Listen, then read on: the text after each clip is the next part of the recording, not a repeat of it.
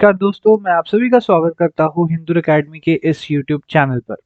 आज की इस लेक्चर वीडियो में हम बेसिकली स्टडी करने वाले हैं about ECG, that is electrocardiogram. CVS pharmacology को पढ़ रहे हैं। अभी एनाटॉमी वाला पार्ट ही चला हुआ है हमारे पास। 2-3 लेक्चर्स हम लेके आ चुके हैं सीवीएस के ऊपर, हार्ट के ऊपर। तो आप प्लीज उन लेक्चर्स को लूप में देख के आइएगा इस वीडियो में, ताकि आपको क्लियरिटी से चीजें समझ आ पाए। तो इस वीडियो लेक्चर में हम बेसिकली ईसीजी को समझेंगे। सबसे पहले ईसीजी को समझने के लिए हमें कुछ कुछ पॉइंट्स है, उनको पूरे इन डिटेल क्लैरिफाई करना पड़ेगा, अपने दिमाग में बिठाना पड़ेगा। ठीक है, तो चलिए वीडियो को स्टार्ट करते हैं।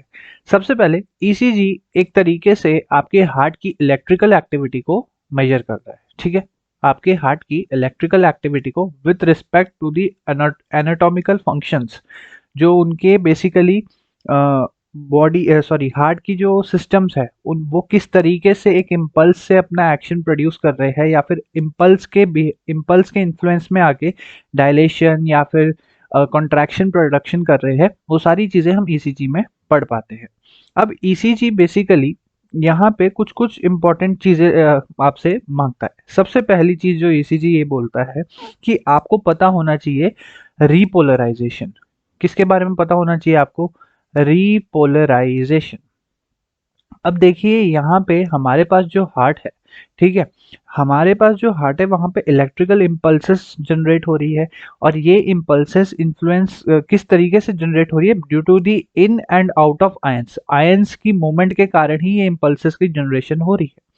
अब बेसिकली क्या होता है, रीपोलराइजेशन क्या है कि जब आपका बेसिकली जो हार्ट है वो रेस्टिंग फेस पे है, क्या है, आपका हार्ट रेस्टिंग फेस पे है, और उसके बाद बेसिकली हार्ट को प्रिपेयर कर रहा है to produce a new action potential. Action potential का मतलब यहाँ पे मैं इम्पल्स के बारे में बात कर रहा हूँ। तो रिपोलराइजेशन का मतलब है कि रेस्ट फेस से लेकर हार्ट की generation of new action potential, उसे हम बोलते हैं रिपोलराइजेशन। नेक्स्ट हमारे पास जो पॉइंट है वो है डीपोलराइजेशन का। डीपोलराइजेशन। अब डीपोलराइजेशन का मतलब क्या है?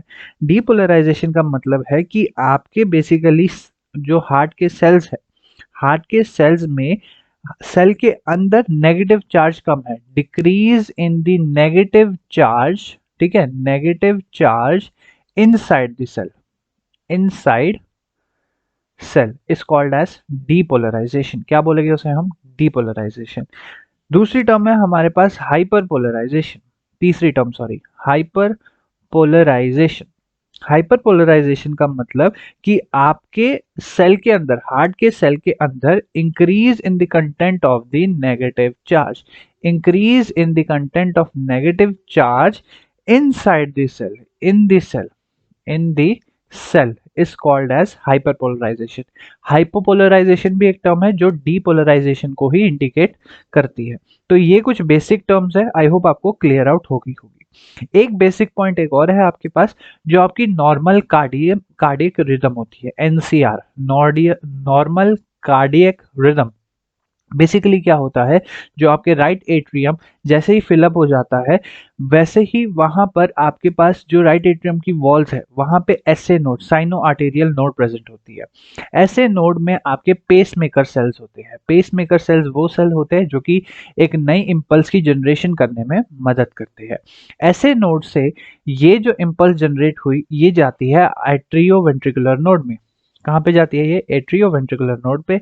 एट्रियोवेंट्रिकुलर नोड से ये जाके जाती है बंडल ऑफ हिस पे, बंडल ऑफ हिस, और फिर लास्टली ये ट्रैवल करती है towards the Purkinje fibres, towards the Purkinje fibres. इन सब की इन डिटेल डिस्कशन हमने अपनी प्रीवियस वीडियोस में कर दी है। तो ये कुछ इंपॉर्टेंट पॉइंट्स थे, ईसीजी को समझने के लिए आपको ये पॉइंट्स क्लियर आउट होने चाहिए। अब जबकि हमने सारी चीजें समझ ली है फॉर द बेसिक टर्मिनोलॉजीज या फिर बेसिक अंडरस्टैंडिंग ऑफ ईसीजी को समझने के लिए, अब हम समझते हैं कि ईसीजी में ये जो वेव्स आती है या ये जो ईसीजी है किस तरीके से आप पढ़ सकते हो, या फिर इस ईसीजी का मतलब क्या है। ठीक है, सबसे पहले ईसीजी में आपके पास टोटली 4 वेव्स होती है, P Q R S and T, P Q R S and T, 5 sorry, 5 होती है, आपके पास 5 पॉइंट्स होते हैं। पहला पॉइंट होता है आपके पास यहाँ पे P, जो कि मैं यहाँ पे इंडिकेट कर देता हूँ साथ के साथ, ठीक है। तो ये जो सबसे पहले आपको ये पॉइंट दिख रहा है, ये है आपका P point, this is your P point, ठीक है। अब क्या क्या इनकी टर्मिनोलॉजीज है, इनको भी हम साथ के साथ क्लियर करेंगे, तो ध्यान से इस वीडियो को देखिएगा।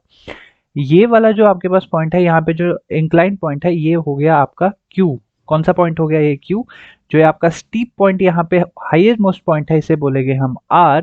और जो नेक्स्ट हमारे पास पॉइंट है, यहाँ पे जो नेक्स्ट पॉइंट है, this is your S point, this is your S point, and from S and this wave and this heap is called as the T point, P, Q, R, S and T। तो हम यहाँ पे लिख देते हैं कौन कौन सी waves है आपके पास, P, Q, R, S और T। तो टोटल 5 वेव्स होगी।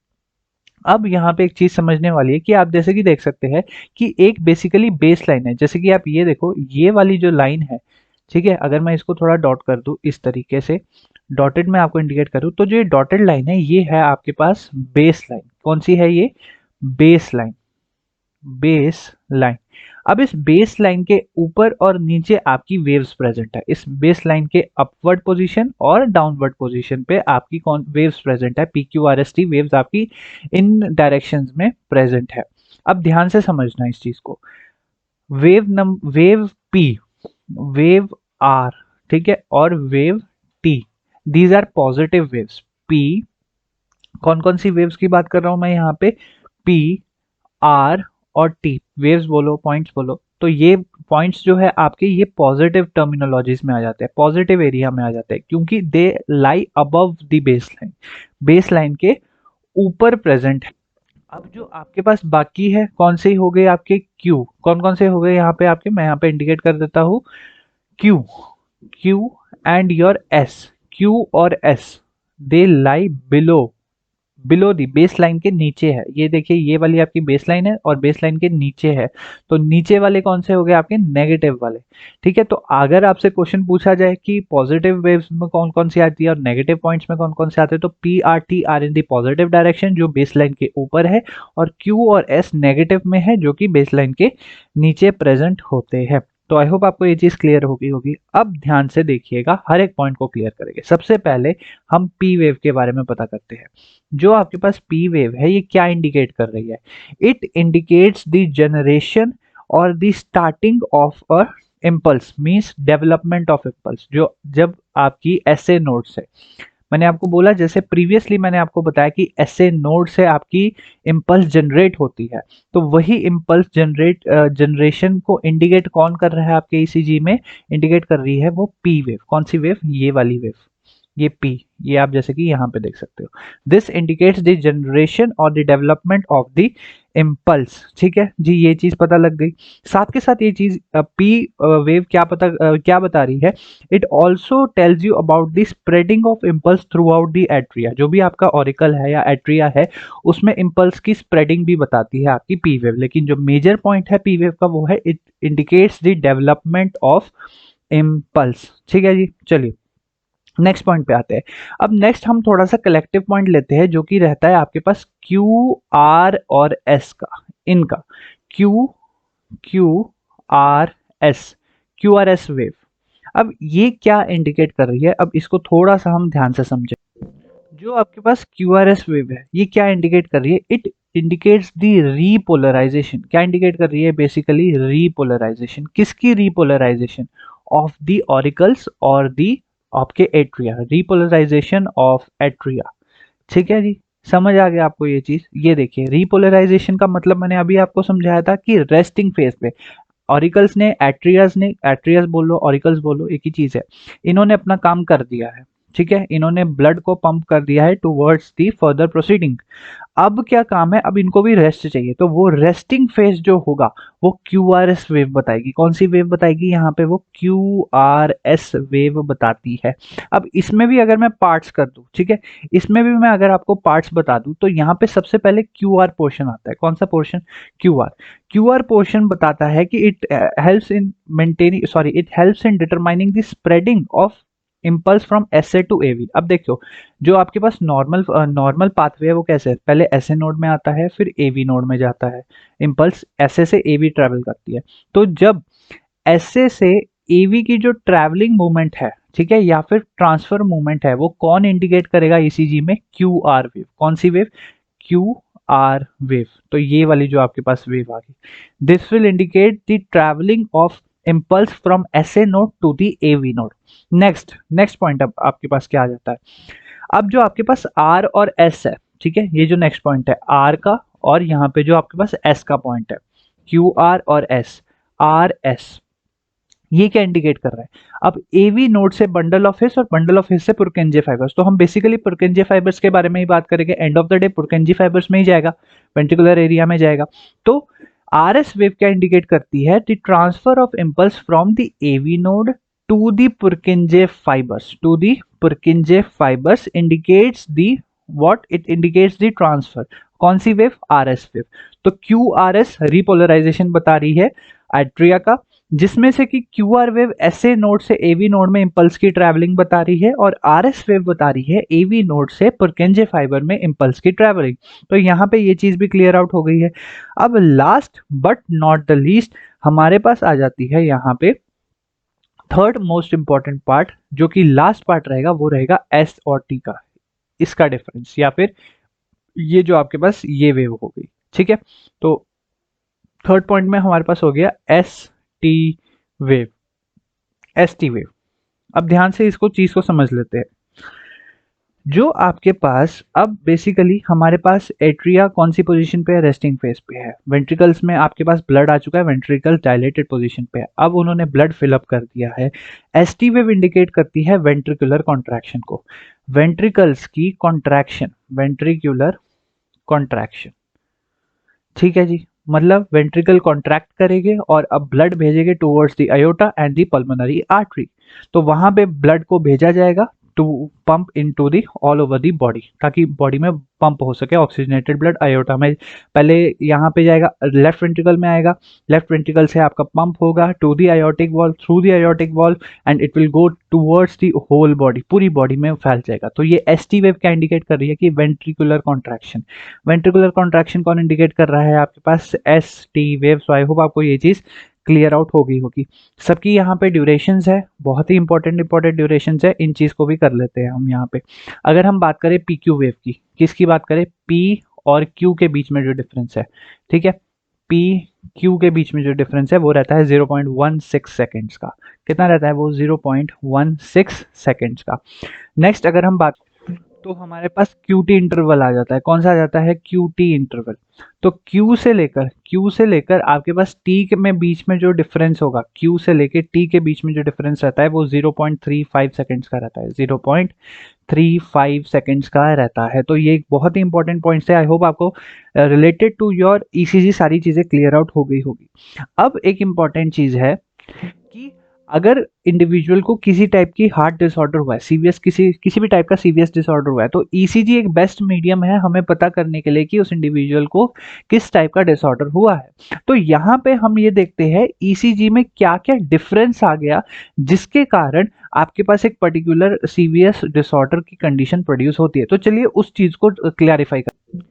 ECG for CVS disorders. तो सबसे पहला जो हमारे पास यहाँ पे पॉइंट आ जाता है वो रहता है कि अगर आपके हार्ट में किसी भी तरीके की इन्फ्लामेशन हुई है, ठीक है, मायोकार्डियल एरिया में, या फिर आपके पास जो आपकी लाइनिंग्स है हार्ट की, पेरिकार्डियम, या फिर जो भी हार्ट की कवरिंग्स है वहां पे किसी भी तरीके की इन्फ्लामेशन हुई है, या फिर किसी भी तरीके का हार्ट में इन्फेक्शन हुआ है, माइक्रोबियल इन्फेक्शन या किसी भी तरीके का इन्फेक्शन, या फिर वहां पे हार्ट में किसी भी तरीके की हमें ब्लॉकेज दिख रही है, किसी भी तरीके की ब्लॉकेज दिख रही है due to any medium, it can be due to the condition of hyperlipidemia, means the condition of increase lipid content in your body. तो वहां पर ईसीजी किस तरीके से होगा मैं आपको ड्रॉ करके दिखाता हूँ। नॉर्मल ईसीजी आप अपने, हमने जो अभी आपको अभी पूरी वीडियो में समझाया, आप उसको विद रिस्पेक्ट उसको लेके चल सकते हो। नॉर्मल ईसीजी में आपके पास यहाँ पे नॉर्मल ईसीजी में PQRS-T वेव्स है, इसमें से हमारे पास बेसिकली जो PQ वेव है, अगर हम नॉर्मल ईसीजी की बात करें तो कुछ इस तरीके से होगा। आपके पास नॉर्मल ईसीजी, ये है आपके पास पूरा एक नॉर्मल ECG, ठीक है। This will be your P wave, this will be your Q point, this is your R point, this is your S point and this will be your T point, ठीक है। अब यहाँ पे आप एक चीज ध्यान से समझिएगा, जब भी इन्फ्लामेशन, इन्फेक्शन या ब्लॉकेज आई है, फॉर एग्जांपल इंडिविजुअल को आर्टेरियोस्क्लेरोसिस की कंडीशन है, ठीक है, आर्टेरियोस्क्लेरोसिस की कंडीशन है, तो उसमें क्या होगा, we have a PQ lengthening, ठीक है। जो आपकी ECG में क्या दिखाएगा, it will show your PQ wave will be lengthen, means जो अगर आर्टेरियोस्क्लेरोसिस की कंडीशन में आपको ड्रॉ करके यहाँ पे दिखा देता हूँ, तो यहाँ पे ये आपके पास नॉर्मल है। आर्टेरियोस्क्लेरोसिस या इन्फ्लेमेशन की कंडीशन में इस तरीके से जो आपकी PQ वेव है उसकी प्रोलॉन्गेशन हो जाती है with respect to your ECG। So you can see यहाँ पे आपके पास PQ प्रोलॉन्गेशन इतनी है, PQ नॉर्मल ड्यूरेशन इतनी है, और यहाँ पे देखिए प्रोलॉन्ग हो रही है, तो this is your P and your Q, this will get lengthen और दिस विल प्रोलॉन्ग। तो कैसी कंडीशन आएगी ECG में, या ECG क्या इंडिकेट कर रहा है कि हार्ट में किसी भी तरह का इन्फेक्शन, इन्फ्लामेशन या फिर ब्लॉकेज प्रोड्यूस हो रही है। So this ECG will be for your blockage, inflammation और any type of infection. Second point पे आते हैं आप। सेकेंड पॉइंट है आपके पास कि अगर QR इनलार्जमेंट है, Q एंड R, ठीक है, Q एंड R। अब QR क्या इंडिकेट कर रहे हैं, the spreading of SA, the spreading of impulse from SA node to the AV node. SA node से AV नोड में जब आपके पास इम्पल्स ट्रांसफर होगा तो वहां पर क्या इंडिकेशन आ रही है, QR वेव इंडिकेट कर रही है। लेकिन अगर QR इनलार्ज हो जाए, basically QR enlargement, QR enlargement में बेसिकली क्या देखने को मिलता है हमें, myocardial infection, be able to see myocardial infection. इस केस में क्या होगा बेसिकली कि आपके पेसमेकर सेल्स एक हेल्दी कंडीशन में हो गए, बट जो ट्रांसफर होगा SA नोड से AV नोड में उसकी ड्यूरेशन क्या हो जाएगी, बढ़ जाएगी। तो अगर मैं इसका एक तरीके से आपको चार्ट बना के दिखाऊं या फिर ECG बना के दिखाऊं, तो PQ वेव नॉर्मल रहेगी आपके पास, ये आपकी P और Q वेव नॉर्मल है।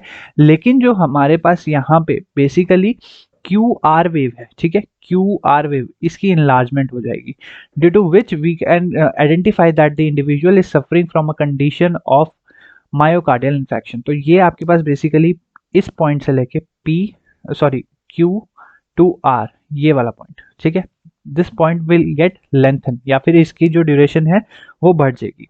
साथ के साथ दूसरा पॉइंट भी है कि यहाँ पे ST जो वेव है आपके पास, ST वेव, S से लेके T वेव, जैसे कि मैं यहाँ भी आपको दिखा सकता हूँ, मैंने साथ ही बना दी थी, S से लेके T वेव की भी जो ड्यूरेशन है वो इंक्रीज हो जाएगी, ड्यूरेशन यहाँ पे इंक्रीज हो जाएगी। That will also indicate the condition of myocardial infarction.